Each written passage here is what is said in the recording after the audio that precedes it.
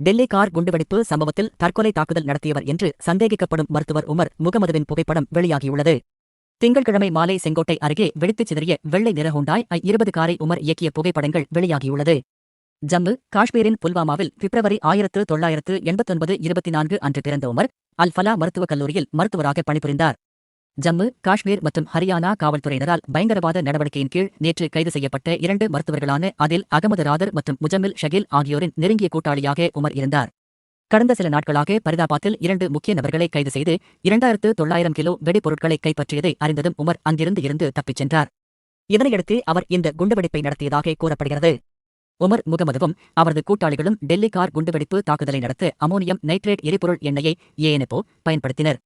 அவர்கள் காரில் ஒரு டெட்டனேட்டரை வைத்து செங்கோட்டைக்கு அருகிலுள்ள நெரிசலான பகுதியில் பயங்கரவாத தாக்குதலை நடத்தினர் என்று புலனாய்வு வட்டாரங்கள் தெரிவித்தன. செங்கோட்டை அருகே வெடித்த வெள்ளை ஹூண்டாய் i20 கார் பதர்பூர் எல்லையிலிருந்து டெல்லிக்குள் நுழைவதை சிசிடிவி வீடியோ மற்றும் படங்கள் காட்டுகின்றன. அந்த கார் அவுட்டர் ரிங் ரோடு வழியாக பழைய டெல்லிக்கு வந்தது. HR 26774 என்ற எண் கொண்ட அந்த வாகனம் செங்கோட்டைக்கு அருகிலுள்ள வாகன நிறுத்துமிடத்தில் 3 மணி நேரத்துக்கும் மேலாக நிறுத்தப்பட்டிருந்தது. அந்த கார் வாகன நிறுத்துமிடத்தில் பிற்பகல் 3:19 மணிக்கு நுழைந்து மாலை 6:48 மணியளவில் புறப்பட்டுள்ளது. சிறிது நேரத்திலேயே அந்த கார் வெடித்துச் சிதறியது. சந்தேகிக்கப்படும் உமர் ஒரு நிமிடம் கூட காரை விட்டு வெளியேறவில்லை.